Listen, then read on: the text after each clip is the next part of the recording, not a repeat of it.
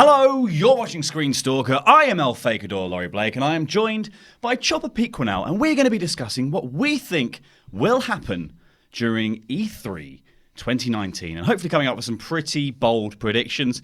But if you want to get involved, get yourself into the super chat, because Andy Datson will be monitoring them. Tell him your craziest, wildest predictions, and we'll discuss how feasible we think they're going to be.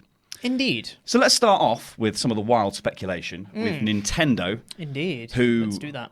are probably our favourite people going to be at E3. Yeah.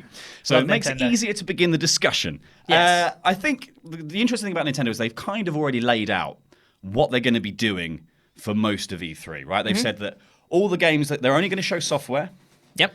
All the games that they're going to be showing are coming out in the 2019 period. So there's a bunch of stuff that we already know is coming and has already been revealed quite extensively. You've got Super Mario Maker 2. Yes. You've got Pokemon Sword and Shield. Yes. Fire Emblem Three Houses, which had quite a hefty bit in a direct recently, and is also Correct. coming out in July. Those are the three that I think are like guaranteed to get like a little bit of time in their showcase. And Yep. definitely are playable on the show floor.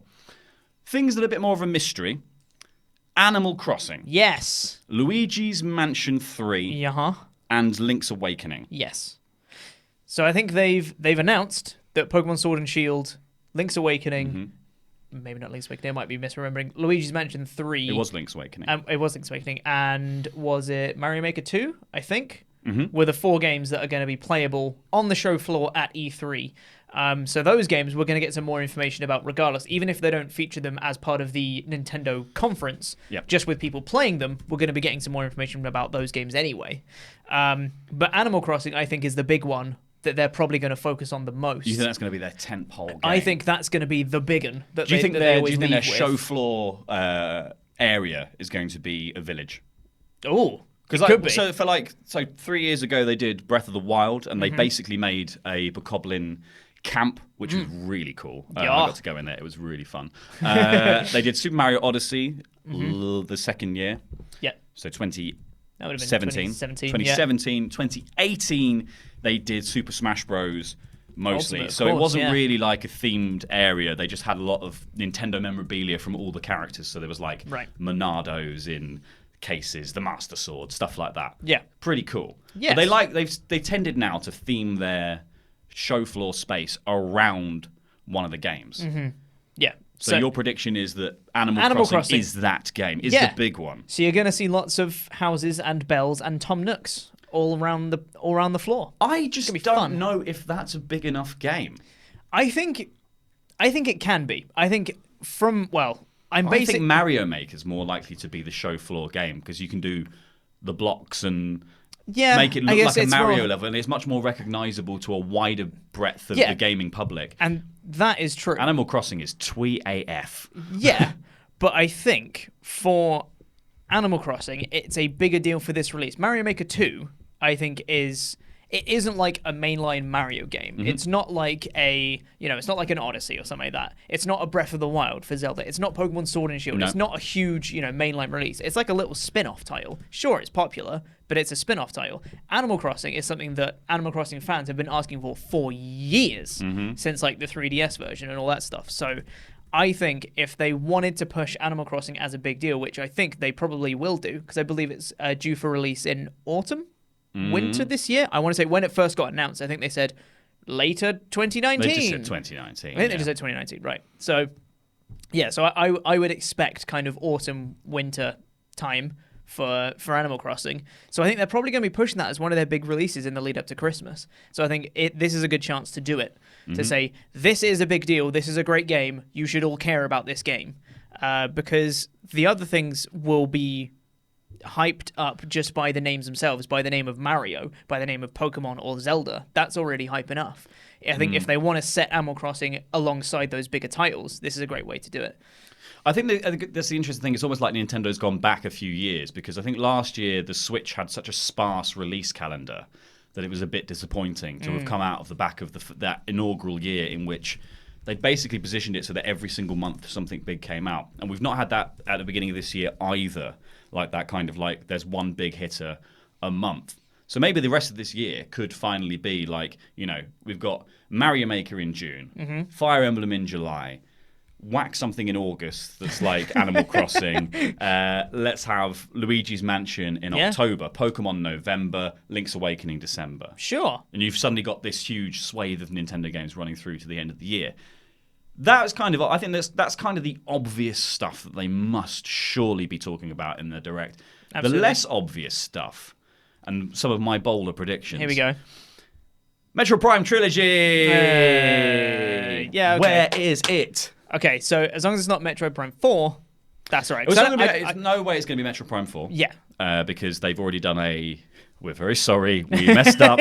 We don't know how to make this game, so we're giving it back to Retro. I don't know what to do! Retro Studios are going to have to do it again. That's basically what they had to say. Yeah. I would have just not mentioned it. If I was Nintendo, we didn't even know that Nintendo were making the game. And they did like this apology video where they were like, I am so sorry. We cocked this up, guys.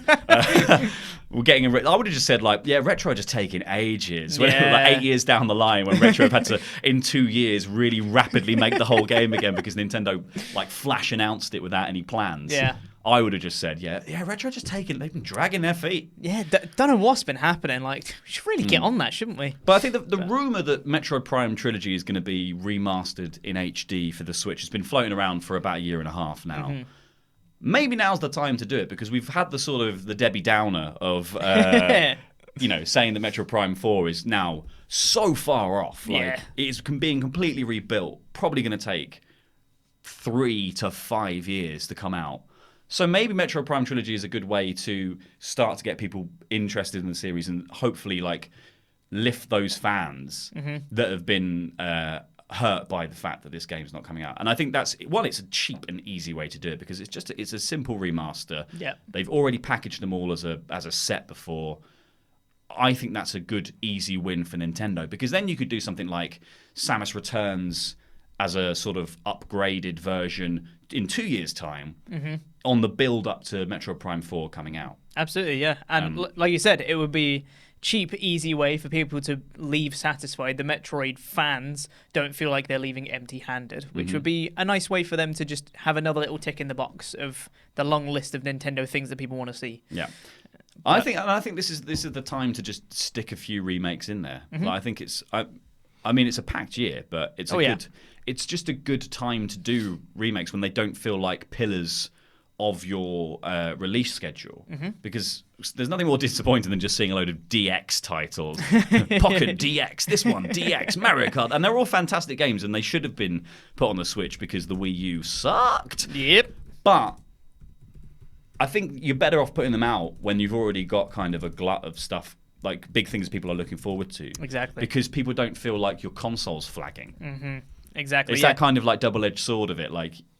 You need to. Maybe they should have spaced their other games. Maybe it shouldn't be 6 big hitters before the end of the year because then you could have done one in the DX, one in the DX, one in the DX, and then that would feel like a very bumper year. But you can save more of your big releases for next year. So Metro Prime 4 is one I'm pinning a little pin to, hoping Metro Prime Trilogy. I'm pinning a little thing to. Also, a Zelda trilogy I really want. So Twilight Princess HD, Wind Waker HD, package that with Skyward Sword HD. Give me that. Yeah, I could dig that for sure. I mean, with the whole hype around Link's Awakening, again, it's another, easy way to just be like, here's some Zelda stuff. Yeah. Have fun. It's a nice, easy win. Another tick in the box. It's the same thing as the Metroid Prime trilogy. There's no reason not to do it. Cheap and easy. Wins all round. Well, so the other thing someone said was the potential. Someone suggested on Twitter that they would do a Super Mario Galaxy HD remaster thing. Okay. I think it's more likely they're going to do Super Mario 3D World, though, considering that the new style of play in Super Mario Maker is the 3D World style of play. So they'll do build hype with that. Later in the year, you can get. Probably, actually, it's not even going to be later in the year. I reckon it's going to be a January 2020 game. Yeah. So, it's unlikely maybe that'll even be shown. But January 2020 was when New Super Mario Bros. U came out. So I think that's probably their slot for naff Mario game. It's actually a really good Mario game. Mario 3D really, World really is amazing. It's so much fun. But it was out on the Wii U. So bring it to the Switch. I would love to see it. Just a straight port. They don't even need like a remaster or anything like that, because the graphics on it would definitely still hold up on a Switch. So, I mean, that's the graphical style they're using for Super Mario Maker 2. So just bring it straight to the Switch. Just a port. That's it. Really easy, really cheap way to do it, because you don't have to remaster anything. And that's another little like, oh, it's that thing. Awesome. Get people to pop for your conference. Yeah, easy wins. I think the other bold prediction I see knocking about, and I mean this is a bold prediction people make all the time, is that Mother 3 will finally be... Oh, here we go. Yeah, okay. will finally be translated and finally be released. I think it's more likely that part of the presentation, rather than just going, oh, here's Mother 3, the Game Boy Advance game that people for some reason love, even though they've not played it, is that they're going to do SNES games on the Nintendo Switch Online. Okay. Because there's been rumors for a while floating around that was sort of worked into the back end of Nintendo Switch Online already. The capability is there. That is going to get a huge pop and get people to buy Nintendo Switch Online. Because currently, I think people's desire for it is mostly just feeling bullied into having to have it so they can play Splatoon and Mario Kart and all these and Smash Bros. Online. There's no functionality in it currently, or even in the NES stuff that they're putting on the game store thing that you can play. That makes it feel like it's really worth it. Yeah, exactly. It's no PlayStation Plus. It's no Xbox Games Pass kind of vibe, you know? Exactly, yeah. And it would be a very smart move for them to invest in that kind of online sector, because having that capability with like the SNES games, like you said, having that capability to have more people explore the online, that could even sell Switches on its own. The actual hardware itself would be something that people would be willing to get if the online system was good enough. And you're having to compete, like you said, with the PlayStation Plus and the Xbox Pass and stuff like that. Those are some pretty solid online systems right there, and having to compete with them is no easy feat. But if Nintendo can do it, there's definitely ways to do it, and if they do it, I think they'll flourish. Well, I think also the thing is we're now like 2 years down the line from when was the SNES Mini? It was about 2 years ago, wasn't it? Christmas, not last year, the year before. So that's right. We're now far enough away from the SNES Mini existing, and like I think all the people who wanted one of those hopefully have one and have realised, I didn't want this at all. Which I think is what happens with all those mini retro consoles. Absolutely. You're like, I'm going to play all of them. I have to plug a new thing into the telly. Yep. But we're now far enough away that that's not going to, like, releasing all the SNES games isn't going to devalue this thing that they're trying to sell. And I think the benefits of having all the SNES games on the Nintendo Switch Online far outstrips, like, keeping them away and keeping this desire for these retro games. Because you can just carry on doing what they're doing with the NES games. So SNES games are coming, you're going to get an initial batch of 10, and then every so often, like every month, you're going to get a couple more. And you can build it around all the big series that you've got coming out. So in, say, Link's Awakening is coming out in December, in November you can release A Link to the Past. Yeah, exactly, And that just kind of makes sense that you can artificially build hype. Exactly. Like, just by releasing all the kind of classics, just with enough time for people to have played them, got through them, and then be like, I'm ready for the next Zelda experience now. I want to play Link's Awakening again. Yeah. And that's perfect. You could even do that. It wouldn't necessarily work for the SNES because the games aren't old enough. But you could even like port over, like Pokemon games for Sword and Shield. Just have them available to play on your Switch.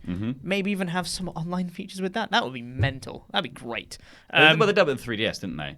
Yeah. But I mean, like, just put it on Switch. I think that's my feelings about a lot of things. Just put it on Switch. Just put it on the Switch. I quite often hold off on buying any games, even if they're not announced for Switch, because I'm just like, I just want to play that on the Switch. But if they come on the Switch, if it was on Switch, it would be so much better.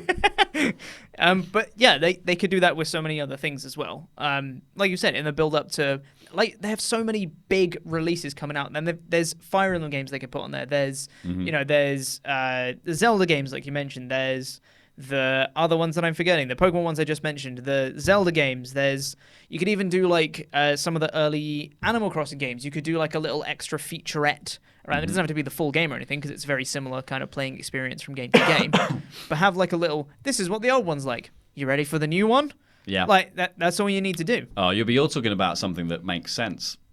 And we're talking about Nintendo. Yeah, so, that's true. Yeah. You know, but it would be a very smart move to make your back catalogue, like your whole wide, vast back catalogue, playable on your new console, considering that one of the rumors is that Ubisoft have got the Ubisoft Pass thing that might be a subscription-based service. Microsoft have got the Games Pass. Sony's got PlayStation Now. Stadia is a thing that is now starting to exist. Nintendo need to get with the times. Yeah.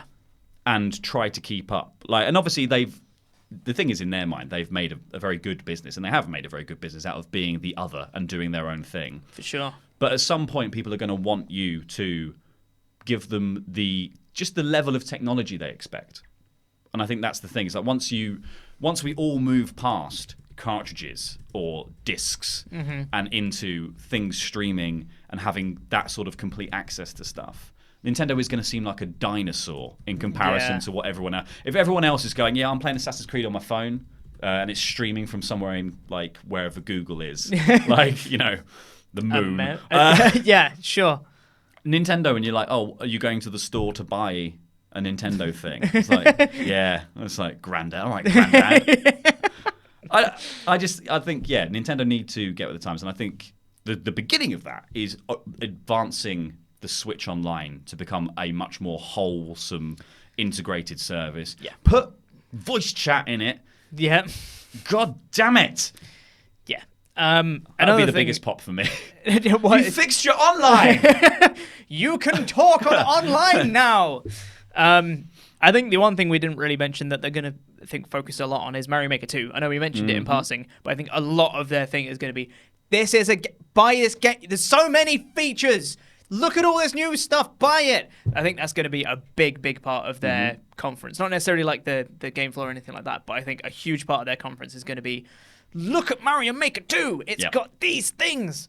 So we might get something new that I think people are talking about a potential new style for Mario Maker 2, which is something we could see from the conference. So lots of things. They have so much stuff to cover.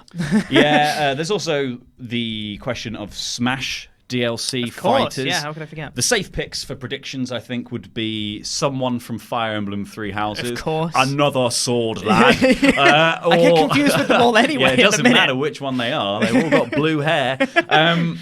So some sword knob from Fire Emblem Three Houses, or Rex from Xenoblade Chronicles 2. That's a good shout. I don't think Rex from... I think they'd probably try to do one that ties into one of their other announcements here. Yeah, makes sense. Because we all thought Joker was tying into a Persona 5 announcement, and then it turns out to be a Masu Persona game, which I don't understand at all. Yeah, just give me Persona 5, for Christ's sake. Maybe they'll announce that here. No. They might do. I mean, it feels like it could be a... Maybe, but probably not. No, they want to do the Royal first and get that out of the way. Yeah. It'll be 2 years before we get Persona 5 on the Switch. I'd like to see Banjo and Kazooie for Smash. That'd be cool. I also just want Waluigi because I love Waluigi, and I know he's already in the game as like a support guy. I don't care. If they're Give me Waluigi Fighter. If they're doing Waluigi, he will be the 5 DLC characters they're doing in the fighter pack. He'll be number 5. Yeah, true. He will be number 5, and they will be like, so there's one last guy who needs to join the Smash. Yeah. And then he'll be like, wah! Just be a noise in the background. Exactly. That would be how they do it. They wouldn't just go like, oh, here's Waluigi at E3. Luigi. My boldest prediction, though, is... So one of the things they like to do at E3 Nintendo, and it's a thing they've picked up recently, is they like to have their direct presentation, and then they like to go, this is available right now. Yes. So last year it was Fortnite, which I think 5-year-olds love, and people were excited for. I wasn't. I think maybe people up to about 11, maybe 12. That wasn't for me, but I get that was a monumental shift in the gaming landscape to announce. My bold prediction is that Link's Awakening is that game. Ooh, that's fun. Because it can't be that hard to make. Yeah, it can't have been that hard to remake the whole thing. It only lasts like 10 hours or something. So it's not like... It's a very small map, redesigned. It looked pretty complete from the trailers we've seen so far. Yeah, that's true. So maybe they just go, that's out now. Yeah, that would be a nice way to end it as well. Off you pop, Here's all this information about all the games coming out in 2019. Oh yeah, almost forgot. Yeah, Link's Awakening now. Yeah. It's here. Do it. That would be a good way to get everyone to not pay any attention to anything anyone else says throughout E3. Exactly, yeah. Well, although Nintendo were going last. They do go last, but I think it will make people I think people would just leave the convention center. One, to get the better Wi-Fi to download it, and two, to just go back to the hotel and play it. Yeah, it would be like at the Pokemon press conference when the guy was just like, "We're doing an event with Snorlax in Pokemon Go. Please don't get your phones out. Phones away! We have other things to talk about first." It would be like that. People thought Snorlax was only around for 30 seconds. They've never played the game. You've got to get the Pokeflute. Exactly. Get him out of the way. Do you have any more bold Nintendo predictions, Chopper? Bold ones. I think there might be some because we're not going to get. I don't think we're going to get any more significant information about Pokemon Sword and Shield because we just got a Pokemon Direct with like all the information in the world on it. I think we might get some other sort of Pokemon related thing. So we might get like Pokemon Rumble Deluxe HD New 3DS DSi XL or something. Some title like that. So last year it was a nonsense peripheral. For Pokemon Let's Go Pikachu and Eevee. That basically they replayed the trailers from the Direct in the Nintendo presentation. Yeah. And then Reggie said, "Oh, by the way, there's this Pokeball controller." So we might get some pointless bit of plastic that's potentially got a Mew in it or something else in it. Exactly. Yeah. Or I think we just get more likely in Treehouse Live, they bump into a new Pokemon in the game, something like that. Exactly. Yeah. Because there were some. We were reading some leaks earlier that had come out that basically came out before the Direct and had this whole litany of things like the champion would be called Leon, that was it. Yeah. And it would be, what's her name? Sonia will be there, and there'll be these types of Pokemon, and there's a wild area, and there's Dynamaxing, and it basically had confirmed a bunch of stuff that turned out to be true from the Direct. Yeah. But there was this whole list of other stuff that wasn't in there, including a bunch of Pokemon. Yeah, so like a seagull one. Corgi. Squirrel electric one. Corgi. I called a Corgi. The other day I was like, there's going to be a Corgi, and there's going to be an electric Corgi, apparently. So maybe some of that stuff will be shown off. Potentially, yeah. And I think Pokemon does like to do its own thing and keep those announcements for itself. So. Absolutely, yeah. And I mean, they might just like to swerve us and to be like, no, there isn't that, but there is this thing. And they'll just reveal something else that wasn't part of the leaks. Pointless. Yeah, exactly. Look, you can go in this patch of grass, and then there's this crazy thing will happen. And then, look, it's a tree Pokemon again. I don't know, something stupid.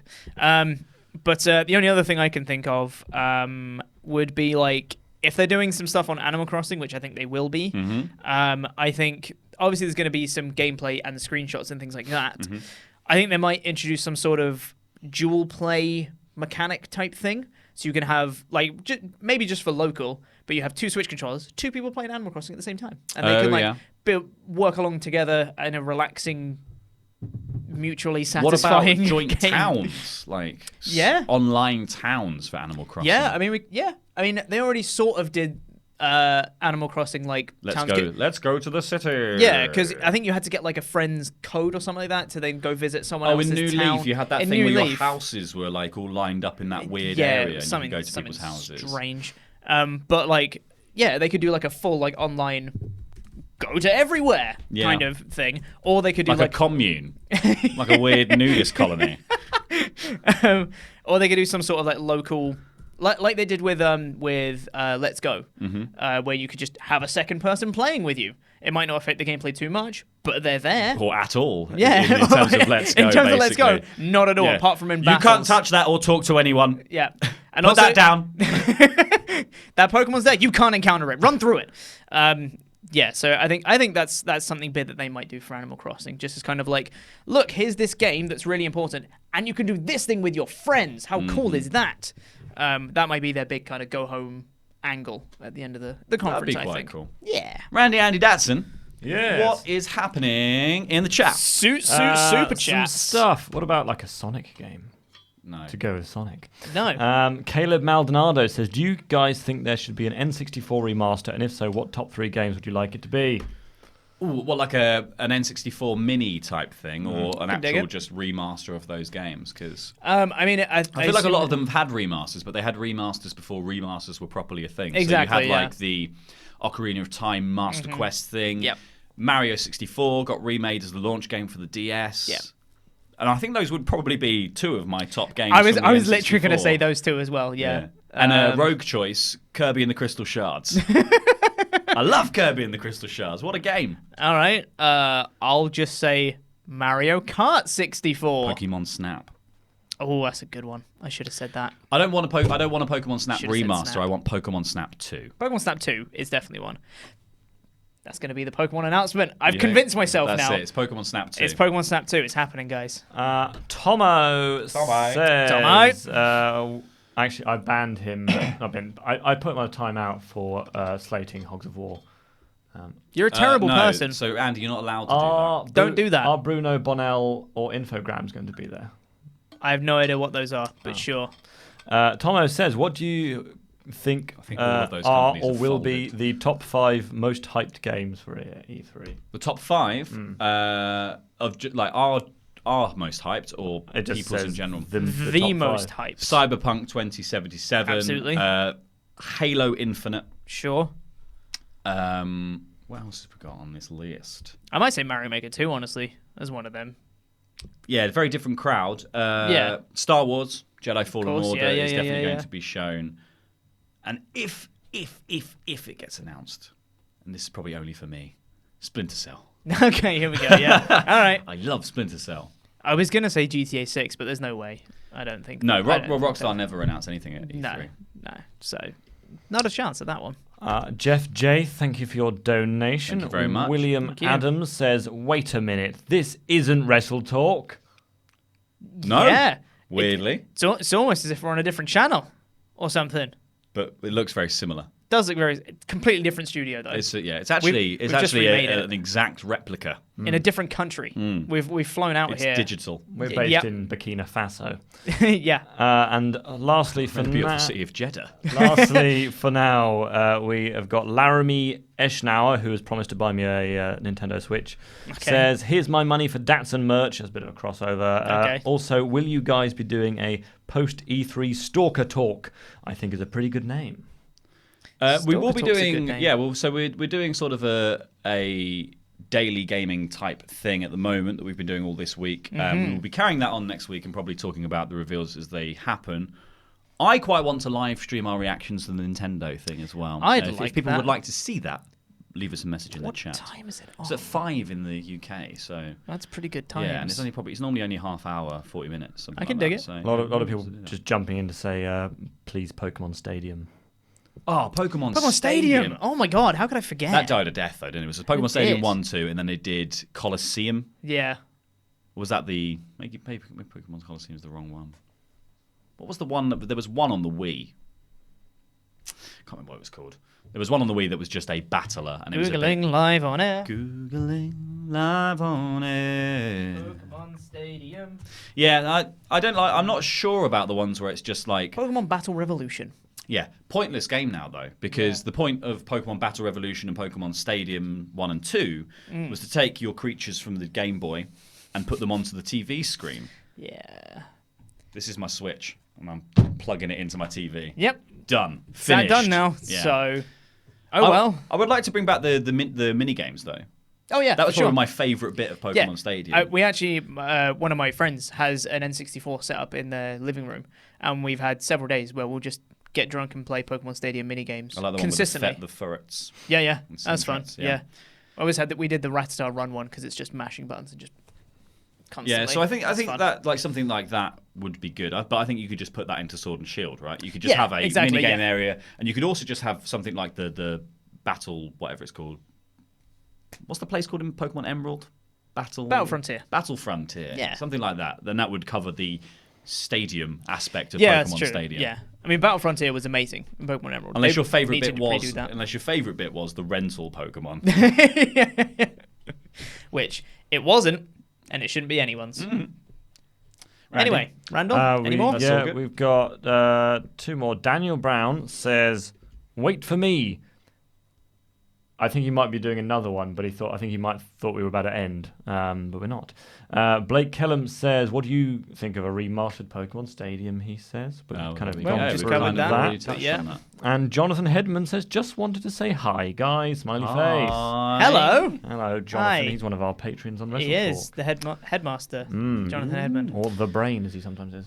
Well, let's jump back in to Indeed. predictions, and we're moving on from Nintendo. We're going to skip Sony because they're skipping E3. Indeed and they we're are. going to the current loser of the console race, Microsoft with the Xbox. Woohoo! So the big thing with Microsoft this year is that basically at the end of last year's conference, Phil Spencer teased the idea that Microsoft are going to be doing new hardware. Mm-hmm.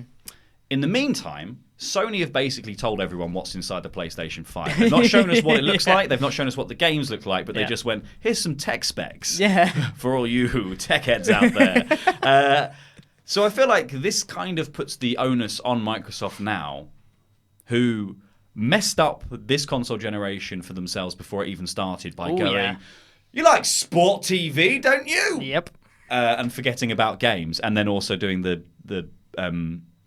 is with DRS protection or whatever it was, like the read-write stuff where you had to have an online connection to play your game on the console. Yeah. Constantly online and all that stuff. And you could only have, if you put a disc in, that disc was sort of linked to your account and you couldn't trade games in anymore. And the disc didn't have the game on it. You had to then download. Nonsense, it was basically. weird. So this is the time for Microsoft to right the wrongs of the past and go, here's our brand new, powerful console. So Xbox 2.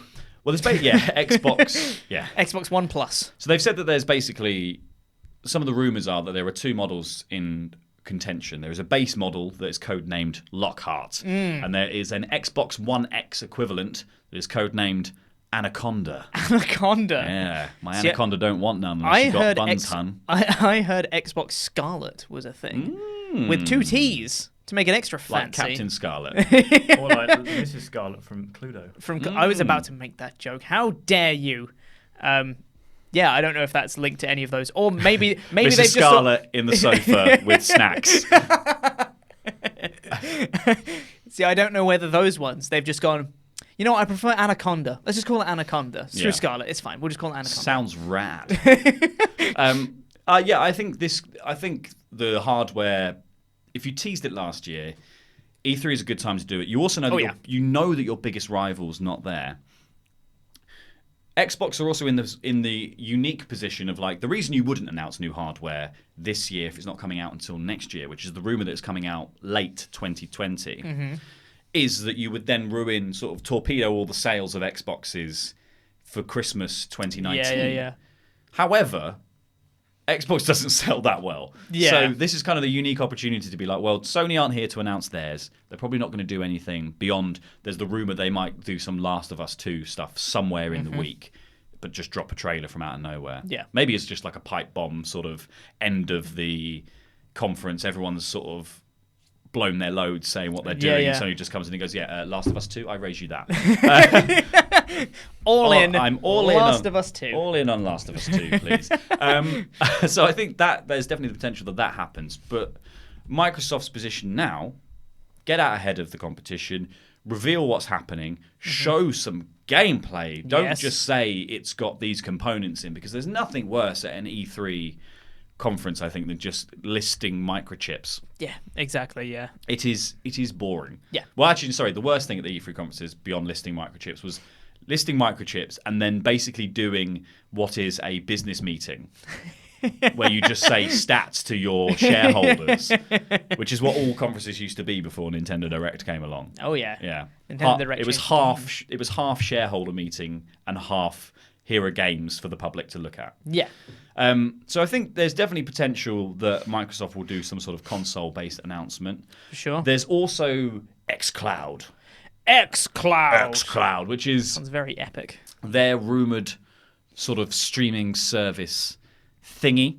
Sounds about right. Again, it is probably... the ball is in their court when it comes to this, because Google have revealed their hand. Yep. Sony aren't there. So it's a good time for Microsoft to sort of start revealing the future-proofing of the idea of Xboxes, because also the other big conversation point that everyone's having is that next generation of consoles might be the last generation of consoles, and then we all move to weird beaming it down from space things, man. Beam it down, Scotty. Yeah, so I guess this is the time if Microsoft is going to use Xbox Anaconda, or... That would be a terrible name if they went with it. Xbox Ding Dong, or whatever it's called. To bridge the gap between the generations, between this current generation of having a box in your home that plays games, and the far-flung future where things are streamed to whatever device you happen to be holding, or directly into your brain, or whatever happens. Yeah. xCloud could be the thing to start doing that, right? So like it's integrated on the Xbox, and you can that's how you play games through it. But in future, they just go, look, we're just going to move the games off this box. You won't need this anymore, and you can just stream them to wherever you want them. Yeah. So I think that's definitely going to get some love from them. Yeah. The other thing to anyway. talk about is their first-party acquisitions. So they bought studios like Ninja Theory, Obsidian last year, and they revealed all of that. And it feels like maybe it's too soon for them to go, okay, well, here's all the games they're working on, because it was only last year that they announced stuff. However, talks happen for ages. So That's I imagine true. maybe they were in talks for possibly up to multiple years. Yeah. So maybe they'd already started going like, well, while we're having these talks, work on these games, and then if we buy you, we announce them, and if we don't buy you, we also announce them and put them out. Like it doesn't. Yeah. You know. So maybe we'll see something from those companies as well, especially Obsidian, who have the Outer Worlds, this spacefaring weird game that they're working on. It's like No Man's Sky, but better? Question mark. I mean, I know it's a different thing, but it's just a kind of far-flung exploration world thing, and That's all you space just, games now. Yeah, I know, and you just get reminded of No Man's Sky, and you get sad. That's just what happens. Poor No Man's Sky. They I were such a know. small team. I know. Bless them. Bless their little cotton socks. They fixed it all now. No Man's Yeah, I Sky's know. very good now. and now no one cares. Now it's Yeah, too it's late. too late. Yeah. Well, I mean, No Man's Sky was essentially an indie game that got pushed by Sony as if it was a blockbuster. Yeah. And that's what happened. Yeah. They overhyped it, and lo and behold, it wasn't the game that was being sold. Exactly. The other one that people are really predicting is that there's some sort of Fable-related thing. Oh, really? Yes, so Lionhead obviously have been shuttered. The Fable, the weird top-downy dungeon crawling Fable thing where some of you play as the villain and some of you, I can't remember what it was called, Fable Heroes, something like Fable Legends. Sure, yeah.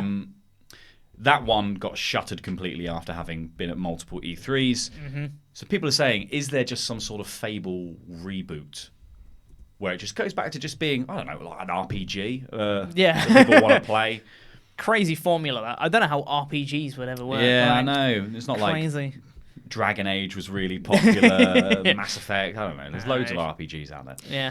I mean, they could also link in with like a Fable remake as well, if they wanted to take what we were talking about with Nintendo as well. Do like here's Fable 1, Fable 2 remade. Have them. And we're Yes, going to give you exactly. a new Fable in November A or year's something. time. Yeah, exactly. Yeah.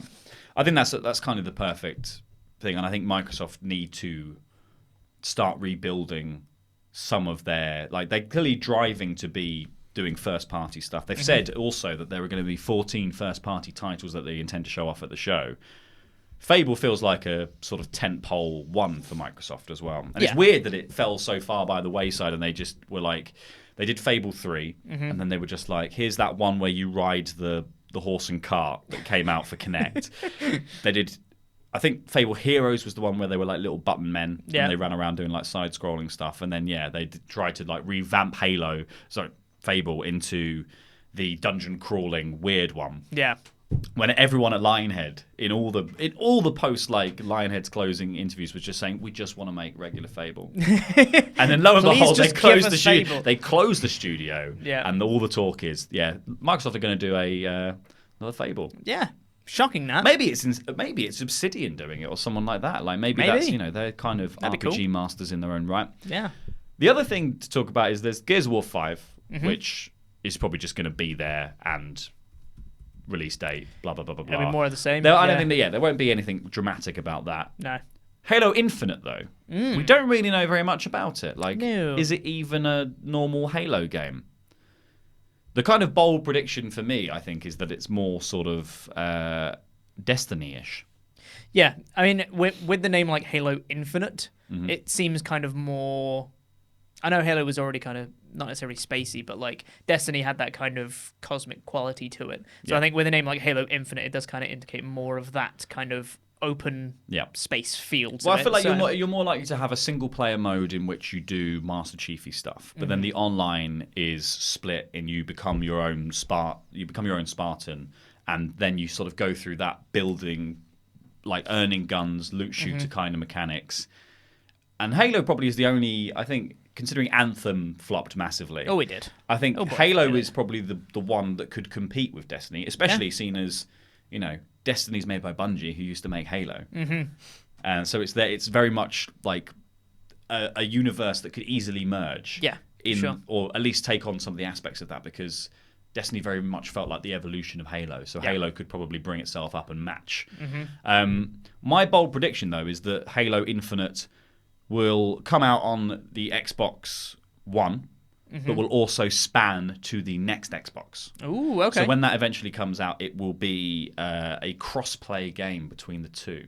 That's cool. And then the idea being that it would have a long tail throughout the life cycle of that Xbox, probably just being slowly updated. If it is a Destiny-style game, being slowly updated through patches and expansions and DLC and stuff like that to become this sort of shared world, the shared world shooter, like they call Destiny. It's an MMO. It's just that sort of thing. I think that's my bold Microsoft prediction. No, I can dig that. Yeah. Anything? No. No. I don't know. I'm not your jam. I don't Microsoft too hard. So EA bold prediction: sports games. Sports. EA Sports. Going to do sports games. At Did EA. you know it's in the game? Yes. EA Sports. It's in the game. Yeah. I liked EA Sports big. Back in the day when they did SSX, EA Sports big. But then SSX was the only EA Sports big game that did well. Yeah, what were the other ones then? Well, so they had NBA. Actually, no, sorry. NBA Street did very well as well. Oh, NBA Street was cool. So they had NBA Street, SSX, and then they did a bunch of other ones like Snowstorm, which had one of the characters from SSX in it. FIFA Street. Sure. I was going to say, didn't they do FIFA Street as well? Because I enjoyed FIFA Street personally. It was no. Oh, they did NFL Street as well, or Madden. Oh yeah. That didn't work. There are only about 15 of them. If you want me to read them all out. Read them out, Randy. We've got Def Jam Vendetta. Oh yeah. FIFA Street 2, FIFA Street 3, FIFA Street Original. That was the only good one, if you ask me. Freak Style, NBA Street Home Court, NBA Street Showdown, NBA Street V3, NBA Street Volume 4, NFL Street 2, NFL Street 3, NFL Tour, Shocks, Sledstorm, SSX, SSX 3, SSX Blur, SSX on Tour, and of course SSX Tricky. That was the best one. Yeah. So I lied when I said that SSX was the only good game. EA Sports Big was fantastic. Bring back that imprint. That's what I think. Other things that EA I think might talk about: Apex Legends, obviously, yes. Season 2. Be a big one. Respawn have already done a little bit talking about Season 2 and said that there's going to be a bunch of changes and it's actually going to be worthwhile playing it. As opposed to Season 1, where it wasn't. It just wasn't. We all right. We just admit it. Yeah. Season 1, not great. You know what? We'll give you Season 2 and it will be so much better. So I think there's likely to be Season 2 stuff like new skins, blah, blah, blah, blah. I think the big announcement will be there's a new legend. Yes, exactly. Which is the obvious thing to do. I mean, the Legends pool is quite shallow. Currently, there's 8, 9 currently.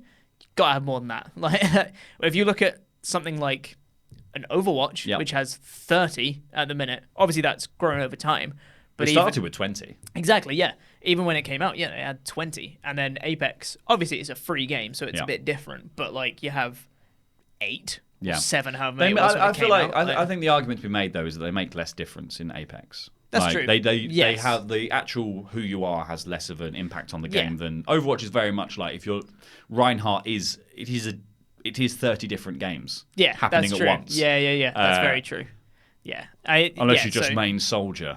Like a douche. Soldier's just the most generic. He's like, I have a gun. And that's about it. Anyway, we're getting sidetracked with Overwatch. Hands mains. Don't get how we started. So I think, if they have another legend in it, and ideally, I think if Season 2 leaned more into those character differences, I think that might make more of an impact. If they change the way maybe some of their abilities work, or they, like, buff certain abilities, or they say, like, oh, this thing does this thing, which is going to be really, good for this specific scenario, or they have, like, Lifeline is supposed to be, like a healer in Apex Legends. If they really lean into that more and just be like, she just has like an aura, she'll heal you this much over this much time, and I think if they lean into that side of it more, so that each legend does feel more different than that, other than just having different voice lines. Yeah, I think it's that or new map. And I think that's the map is also the race should be do new maps quicker or change the existing map faster. Because that's the thing, is like Fortnite's at least started revamping the map over and over again now, but like for ages these things just sit and are the exact same. Kings Canyon. And yes, there's there's loads that you can obviously do in one massive area, but it only lasts so long. Like, Exactly. when you know every hot zone and you know everywhere to be like, I should go here first, and this is good loot, or I should go here if I don't want to get into a fight straight away. Yeah. It does become a bit rote and a bit boring. Exactly, yeah. Other things that might be, there's definitely going to be Star Wars Jedi Fallen Order. That is barely a prediction. We'll probably see the first gameplay of that. Hopefully. I saw some people saying it'd be like Jedi Knight. If you ever that's played a good those one. old Yeah. PC games. Yeah. My old housemate used to love those They things. were Old very Republic fun. 3, please. What? You'd like a new Knights of the Old Republic game. Knights of the Old Republic, yeah. I'll write to EA on your behalf and Thanks, Yeah. ask them. Send him a quick email. So yeah, I think that's kind of most of EA. Like, I think the other thing they could be doing, announcing the death of Anthem. My bold, that'd be good, my wouldn't bold it? prediction. Announce the death of I Anthem. would love it if they came out by and just... signalling the coming of the next Dragon Age. Oh, That's- that would be better. Does EA still own like Harry Potter games? Because apparently there's a new Harry Potter kind of RPG. It's Warner. Oh, is it now? Yep. Oh, okay. Yeah. I mean, Harry Potter's got the mobile game coming out, which is Pokemon Go Harry Potter. Yeah, but apparently Is that with there's a new Niantic it RPG is? called Yeah, Magic, Niantic are Magic doing it. Awakened, which is going to be on Xbox, PC, and PS4. Really? Well, the more you know. Yeah, I mean, if they did some more Dragon Age stuff, that would be thumbs up. Dragon Age is good. And if they killed off Anthem, that would also be great. I think it's the there is a need now to rebuild the BioWare brand. I think the problem is that Mass Effect Andromeda was a horrible mess. I was going to say mediocre, but it's worse. It was a horrible mess, and there was a load of articles about crunch and all that kind of stuff coming out about the studio at the time that also knocked on into Anthem's development, and basically they threw out a lot of the game and had to basically remake it using an engine they didn't really want to use. So that whole process has been a bit of a mess, and it's been a bit of a PR storm around BioWare specifically, who before that were basically untouchable. So I think Dragon Age could be the way to repair some of that damage. It's the plaster that BioWare needs. Yeah, of course, yeah. They'll desperately get some Dragon Age stitches and be like, no, it's still good, I promise. It's still good. It's still good, it's still good. No. Bethesda, talking of people who need to repair their public image, Bethesda, they've got a pretty solid lineup of games this year in the two games that they've definitely said are going. Sure. Doom Eternal and Wolfenstein Youngblood, the two series that Bethesda can easily fall back on as hitters for them, that people are just like, yeah, I really like them, but they're very much the same game. Oh, yeah. Basically. I feel like they're very, like, to me, I look at Wolfenstein and I look at Doom and I just go, that's essentially the same thing. Yeah. Big dumb gun one. I think if they really want to go and make people happy, new Elder Scrolls. So this Just go back to it. Absolutely. Like- I think this is the they teased them. Yeah. Again last year, but this is before the absolute horror story of Fallout 76 quite made it into the public domain. Yeah. Thinking, oh, this would be a nice thing to do.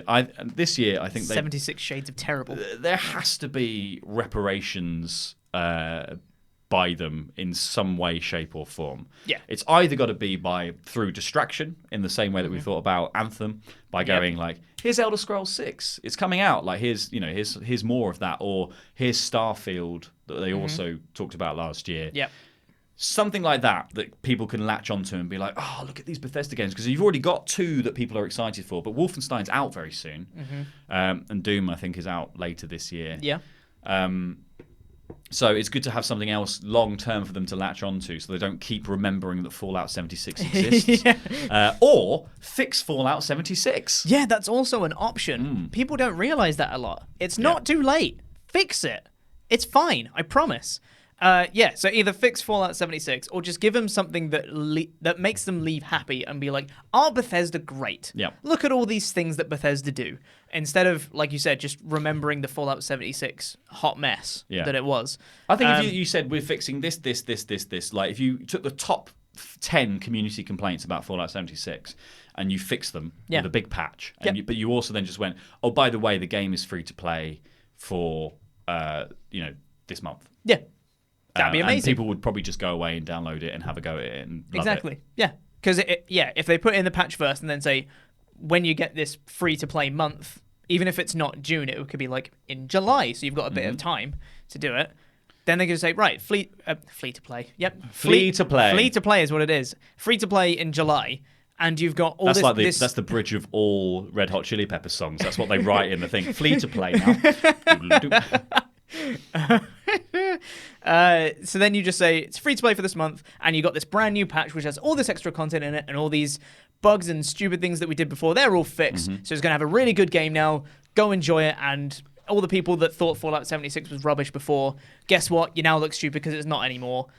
Have fun with the game. That would be great. Yeah. I think people would respond really positively to that, because it would also show Bethesda that they can learn from their mistakes, and they're not just about, which they totally are, just like raking in the money off not great games. Yeah. Like, it would show them that they can be like, all right, you know what? We do listen to our fans, and we will fix things we don't do right. Bethesda are big enough and own enough studios that they can like have solid hitters and still work on Fallout 76 and turn that into a profitable, well-received critically, like critical game down the line. In the same way that Destiny didn't have a perfect launch, plenty of games, like No Man's Sky is another really good example of games that didn't have a perfect launch and have managed to repair. It just depends. Like, you want to be the Destiny and not the No Man's Sky in this scenario. Exactly. By the time No Man's Sky was fixed, nobody cared. Yeah. Nobody gave a Terry Funk. No. However, by the time like Destiny was fixed, like incrementally, but it was good enough in the first place that people were like, okay, well, I'm going to spend time on this. So Fallout 76, you want to get there as quickly as possible. Yeah, absolutely. Moving on to Ubisoft, Ubi, who have got into bed with Stadia to some degree. So they're doing some sort of streaming stuff, and they might be also doing their own streaming stuff, because there was a leak saying, there were plenty of Ubisoft leaks. They've left their doors wide open. Ubisoft, a thing called Ubisoft Pass leaked. More sort of just the general, like the idea that there's going to be some sort of subscription service. Whether that is a subscription to a catalogue of games like EA Origin is, or the Microsoft Games Pass kind of is, or whether it's more of a streaming service, a bit more like PlayStation Now, or what Stadia is doing in the future. Or whether it's a combination of the two. It's more like you pay for the Ubisoft Pass, and then on Stadia, in which they revealed that with Stadia, it's more that you buy like a base model and you pay a subscription service to have access to better streaming. You still have to sort of traditionally pay for the games in a regular way. So maybe the Ubisoft Pass is more that you pay for this pass. You pay for a Stadia pass, and then you get access to the streaming. Then you pay Ubisoft for a Ubisoft pass, but you can stream all of their games to your Stadia. Exactly, yeah. And I think that's which is probably a heck of a business model. I know, that is... Whew, I mean, props to the kids of the future who are going to have to understand that financial system I've ever seen. I think that's quite possible, honestly, because I think, especially with Ubisoft wanting to... That's a terrible point. I'm not going to make that point. Don't worry. But I think make another one, please. Yeah, I'll make a different one. But I think it's probably a smart idea for Ubisoft to try and entice those fans in with some of the games not being quite up to scratch in Ubisoft's catalog. I think they could entice them into being like, oh, you only have to pay this little amount per month, and you get all of these games. Look at all these great games that are there, because they've got some good ones in there as well. I think the thing with Ubisoft is they have some very big hitters. They've got Assassin's Creed is a big one, like sitting on top of it. Like Watch Dogs is like surprisingly popular. I mean, like the first one was a huge. But then they've also got smash. things that are like have grown a very strong audience, but it's a very specific audience. And I think a lot of the Tom Clancy games fall into that category, like Ghost Recon, Rainbow Six Siege. All of that stuff is perfect to put into a Ubisoft Pass as well, because like Ghost Recon Wildlands was literally getting updates a couple of months ago for the multiplayer, and Breakpoint's not out till later this year. So there's that kind of like, a lot of their games are designed to live on for like until the next one comes out, essentially. Yeah. They're not just like one and done story modes anymore. Yeah. So I think there definitely could be some credence to doing a Ubisoft Pass, because it just seems to me they've also got a good catalogue of like smaller indie style titles, like they did Unravel. Unravel is great. Valiant Hearts a while ago, like Child of Light, all that kind of stuff, which has all come out on Switch. Yeah. The big one though, Splinter Cell. Splinter Cell. Well, that's your wheelhouse. That is my Splinter wheelhouse. Cell. So there was a guy called, I can't remember what his name was, something Garrity, and he works on The Division, and he tweeted that he was working on the new Splinter Cell game as a joke. Quote unquote. But he'd also looked like he had quite a lot of wine, so maybe he was working on the new Splinter Cell game and just decided to tweet it. Perhaps. I would love a new Splinter Cell game. It has been years since, I think Blacklist was the last one. It's been years since that. Yeah. And that really, and there's also been Splinter Cell DLC for Ghost Recon Wildlands. Like, the hints are there that Ubisoft still know that it's very popular. And I think they're just looking for a way to do it in a way that feels next gen. Yeah. I think because Metal Gear Solid 5... I think Metal Gear Solid 5 was always the sort of counterpoint to Splinter Cell. Splinter Cell, very realistic take on stealth, but actually turned out to be quite scripted. And Metal Gear Solid 5 took things in a very sort of...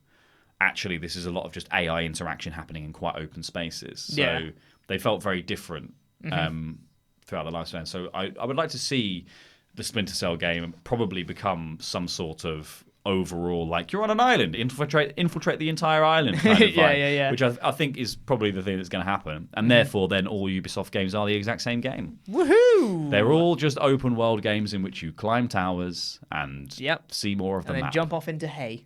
Yeah. Sam Fisher jumping off into hay. Yeah. He'd hate that. Beyond Good and Evil 2 is the only other thing I have on my list for Ubisoft stuff. Right, yeah. I think we'll probably see more of the game. But it's kind of underwhelming now, I feel. Like it was so long before we ever got the announcement of it. It's now been delayed and delayed again. I don't know if I can maintain caring about the second game in a series of something that came out so long ago. Yeah, I know. I mean, it's always the way when games just get delayed in their process, the hype just fades dramatically. Especially when they can't keep up the hype. Like, I'm kind of concerned about the Metroid Prime 4 as well. Yeah. Because it's been announced so long in advance, you're just like, what do we do until then? Like, you just kind of forget that it's happening. Like Pikmin 4. Where's Pikmin? They went like, Miyamoto said about Pikmin 4. He was like, we've done it. We finished it. Yeah.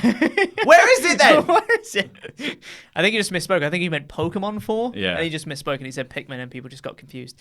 Yeah, so I think the same thing might be happening with Beyond Good and Evil 2. It's just like, when it keeps getting delayed, the hype just fades so quickly. So I think it's almost gonna be too late for them to bring it out, unless they can do something to build the hype back up again. Maybe E3 is the time to do it, to build the hype back up and be like, look at this thing. A good trailer would probably build the hype back up again, if they wanted to do it as part of their conference.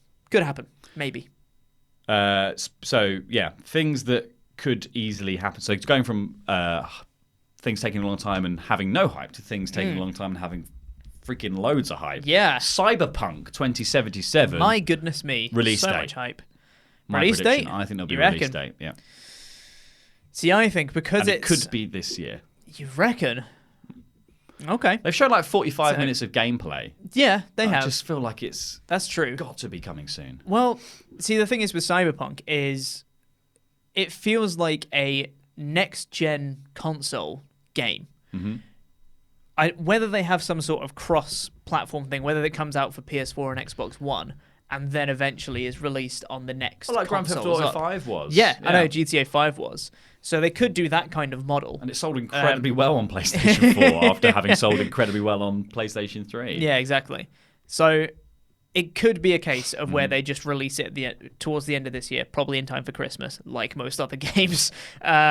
And then, eventually they'll do it on the PS5 and the Xbox Anaconda. Yes. Eventually. Sneaky snack. And I know some of the developers were talking about they're making it, future-proof in that sense, so that it is ready for the next-gen consoles. But it's just a case of, well, like you said, there is 45 minutes of gameplay, so chances are it is probably going to be ready, sooner rather than later.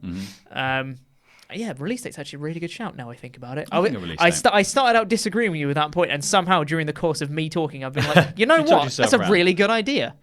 So probably the last one to talk about is Square Enix. Squeenix. I think this is another one that's been delayed and now the hype isn't there anymore. Final Fantasy VII, the remake. Oh, God. I couldn't care less. No. I'd rather just play Final Fantasy VII regular, which came out on the Switch a few months ago. So I'd rather do that. Yeah. Who needs a remake? It looks very nice, but it is just, it feels like a nostalgia trip that's taking far too long to happen. Like, I think if you were going to do it, you should have just made it in secret and then announced it and then gone in 2 months' time it's out. And it would have sold gangbusters. Yeah, absolutely. And I think now it's almost been used to prop up not having anything else to talk about because Tetsuya Nomura has just been working on Final Fantasy 15 for 20 years. Yeah. Kingdom Hearts 3 for even longer. And now it's like, oh, God, I've got to do the Final Fantasy 7 thing again. God damn it. I do think, though, that this could be the time to just go, here's the release date. Because it's episodic as well. Yeah. So just go, here's episode 1's coming out by the end of the year. Mm-hmm. Yeah. I think that'd be great. Yeah. Or if they're going to do Final Fantasy 7 Remake and they want to, hop on the bandwagon of Final Fantasies, just make Final Fantasy 24, whatever they're on now. Just make the next one. 16. Yeah, sure. 24. That's close enough. 24 with Jack Bauer, isn't it? Yeah, I think the Final Fantasy 7 Remake is taking way too long. Because there doesn't seem a point in... If they're putting this much effort into the remake of it, put that much effort into the next Final Fantasy, not on a remake of something that already Final Fantasy exists. 7-2. Yeah, exactly. Final Fantasy you've done 7.5. Yeah, they know they would call it 10. They would call it 7-2. They've done 10-2. They did 13, 13-2, and 13-3. They were called different names, but basically Lightning Returns and the other one. Final Fantasy 7. I can't think of a good thing to go with 7. 7 Heaven. 7 Heaven. Final Fantasy 7 Minutes in Heaven, in which Cloud Strife and Tifa get locked in a cupboard for 7 minutes. I was thinking of 12 Days of Christmas, but I can't remember what the 7th one is. 7 Lords of Swans are Swimming? Swans are Swimming? Yeah. 7 Final Fantasy 7 Swan Swimming. There we go. Final Fantasy 5 Gold Rings. On Christmas morning. Andy Datson's been singing Christmas songs all day. It is doing my head in. The other things that Square Enix has is they've got Babylon's Fall, which is a Platinum Games effort that looks beat 'em uppy. Indeed. They've got Outriders, which is just a name that was leaked, basically, and people can't work out what it is. They can't work out whether it's its own thing or whether Outriders just happens to be a weird, conspicuous link to the Outriders of Thanos, because Square Enix are making a Avengers game. Ooh, okay. And some details about that leaked the other week. They were put up on the E3 Coliseum site, which basically lists everything that's happening during the show. Yeah. And they've got a panel on one of the stages, and the panel description gave away a fair bit of information about the game, and then it got taken down.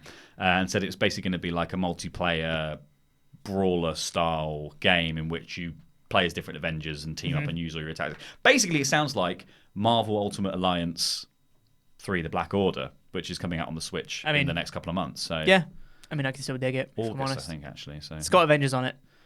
Yeah, I think this could be the sort of... This is going to be better than you expect it to be, I think. Because it's Crystal Dynamics and Eidos Montreal, and I think it's going to look really nice. Yeah. And be this crazy, brutal, probably making choices and stuff. Like, it's Eidos Montreal, they love choices. They did Deus Ex. And there'll be that sort of vibe to it, where it's not just a sort of schlocky superhero-based game. This is going to be more in the vein of like the way Rocksteady did Arkham. Yeah. That kind of stuff. It's going to be much more of a like taking that property, turning it into your own sort of thing, and then it's much more than just like a license on a beat 'em up. Yeah, and as long as they have Captain America picking up Mjolnir, I'll be happy. Meow meow. Meow meow. Spoilers for Avengers Endgame. Sorry. If you've not seen it, it's your own fault now. Honestly, you've had so much time. Yeah. Andy Datson, what is happening? We've got only a couple. It's fine. We've got a couple. Caleb Maldonado says, "What about Colosseum? Pokemon Colosseum? Possibly Gale of Darkness. Yeah. XD Gale of Darkness. XD Gale of Darkness. GameCube. I thought he was doing the... No, it was XD. it's Pokemon. XD Gale of Darkness. Yeah. Okay. It's, so remakes They of were that? they were such half-assed attempts though at doing a 3D Pokemon game, because they Yeah. were like, it wasn't regular Pokemon because you couldn't catch they weren't wild Pokemon. You could only capture bad Pokemon off other trainers and then turn them good. Yeah. Through love and It's affection. always strange to me, because it's instilled in me from the first gen that you cannot take Pokemon from other trainers Unless they're bad Pokemon. And Gale of Darkness is just like, nah, Yeah. it's fine, go, just get him. I never played it. It seemed a bit naff to me, but Yeah, I've heard it's good. I haven't played it myself. It doesn't but... need to exist anymore, I guess, is the problem now that Sword and Shield do. It's just Exactly, I think we're kind of getting everything we wanted from Sword and Shield from the looks of it. 3D Pokemon's game. one of the 3D Pokemon game on a home console. Yep. I've got that, but it's also Tick, still tick. the one I can take on a train. Ah, Genius. perfect. Yep. Tomo, the donation, Tomo. no message, uncharacteristically, but thank you, Tomo. Sam Clark says, here is some money for you sweet, handsome boys. Oh, Thank you very well, much. Thank you. Anthony Foster says, what about the Avengers project by Square Enix? Yeah, We just touched on that, so that probably came in a little bit early. Yes. But yeah. And that's it. I'm excited for that if it's... Oh, yeah. Yeah, I think it could be really good. I mean, it's a bit of a bumper year for Marvel-based Avengers games because Yeah. all the Avengers are in Ultimate Alliance as well. Yeah. Isn't there supposed to be a Viking-based Assassin's Creed coming as well? So that's there is talk that the next Assassin's Creed is Viking-based. There was a... I can't remember. It was in one of their other games. Was an image of it basically? I think it was in Division 2 that there was a Viking. That sounds like a good shout. Yeah. Image, and then there's some other leaks. But yeah, there is talk that Assassin's Creed Ragnarok basically will be the next one. I don't think it'll be this year. They're on a sort of 3-year cycle basically with they've moved Assassin's Creed off the every year cycle, so I think it's unlikely to be this year. Good thing for it, especially if they're doing Watch Dogs, because I feel like they like to have those on different years. Exactly, yeah. Both and of them. Watch Dogs was more recently pretty much confirmed with the leaks. So. Exactly, yeah. What was it, Legion? Was that Watch Dogs Legion? Watch Dogs Legion. Yeah, so I think Legion. chances are because both of them are quite huge titles for them, Assassin's Creed and Watch Dogs. They're definitely going to want to separate them out. Get your opinion. The two biggest sort of talking points in the chat have been favorite game of all time, doesn't matter what platform, and also which Halo game is the best of all time. Which cool. Halo game? Well, I haven't played Halo, so I'll defer to you. Halo 1. That seems to be what people think as well. Combat Evolved was amazing. I loved the remaster of Combat Evolved as well. I mean, Reach was very good as well, which was Bungie's final Halo game before they moved on. And then it's all sort of been a bit since 343 Industries was made, it's sort of been a bit not that bothered. Bit naff. But you play it for the multiplayer, and that's just been solid throughout. So. Yeah. Favorite game of all time? I believe I already mentioned this on a different stream, but that's fine. It's Pokemon Explorers of Sky. Pokemon Mystery Dungeon Explorers of Sky. That is such a rogue choice for favourite game of all I'm a nerd. time. You ever play Pokemon Conquest? No, which is basically Fire Emblem and Pokemon together, right? Yeah, it's like Nobunaga's ambition turned into a Pokemon game. It's fantastic. Is it? It's got amazing character design. I feel like I started it. Yeah, so they redesigned all these Pokemon characters as samurai and then matched them with Pokemon, and it looks wicked. That's rad. Really fun game. Yeah. My favourite game of all time is Tekken 2 today. And will change from time to time. Tomorrow. Tekken 2 is one of the first games that ever got me into gaming. I had a SNES and I had a Mega Drive when I was a kid, and I just sucked at games at the time, so I never really got into it. I would play it. I loved playing them, but I just never got further in games than the first couple of levels, generally speaking. So while everyone was getting mad about all the different SNES games there were, I was still just playing Mario All-Stars and just working through each Mario game very, very slowly. So then when Tekken 2 came out, I got the PlayStation about a year after it came out and became obsessed with Tekken. Yep.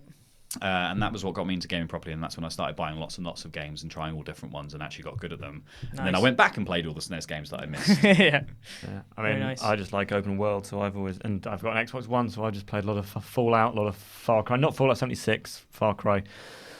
Even Randy Datson wouldn't stoop so low. No, but we've got one more super chat from Mayor of Painesville, Dan. Hey, Dan. Dan! He's going to be visiting us later this year. He is. Very excited. And he says, what is your opinion on the new ukulele? And I have no idea what that means. Oh, yeah, of course. Sorry, yes. So there was literally just came out. It was interesting because there were a couple of games that were announced just before we came in here. There was the Destroy All Humans remake, which is a game I loved on the PlayStation 2, I'm going to say.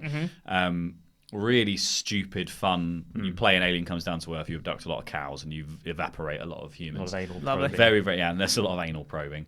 And then Ukulele, what was it called? Ukulele 2, The Impossible Layer. The Impossible Layer, So we just got a trailer for it. Looks really cutesy and nice, honestly. I said when we were watching it that I got some Spyro vibes off it, despite it being like a 2D scroller this time. I got some Spyro vibes just from the visuals of it. I got some Spyro vibes from it, which is good because I bloody love Spyro. It reeked of Donkey Kong Country to me. Yeah. And considering that the original ukulele was designed to be harking back to rare platformers of the N64 era, specifically like Banjo-Kazooie, but also Donkey Kong 64. Yeah. And Rare also happened to have made Donkey Kong Country on the SNES before that, and Playtonic is staffed by ex-Rare people. It's probably going to be a very good 2D platformer. Yeah. It looks nice, and that for me is number 1 in a game. We got just popped into clearly Pete hacking someone else's account to say, just want to say I love Pete, happy for his Aditi, and then corrected themselves to say addition. Well, thank you very much. I appreciate it. It's nice to be here. Yeah. That's it. Thank you very much, awesome. Randy Andy Datson. Well, that is all we have time for discussing our bold E3 predictions. If you're watching this video back, please click the videos that have appeared on the desk right now and click the subscribe button that is knocking about somewhere too. I have been Fakidor Laurie Blake. This has been Chopper Pete Quinnell. Managing the chat has been Randy Andy Datson. And remember, we're watching.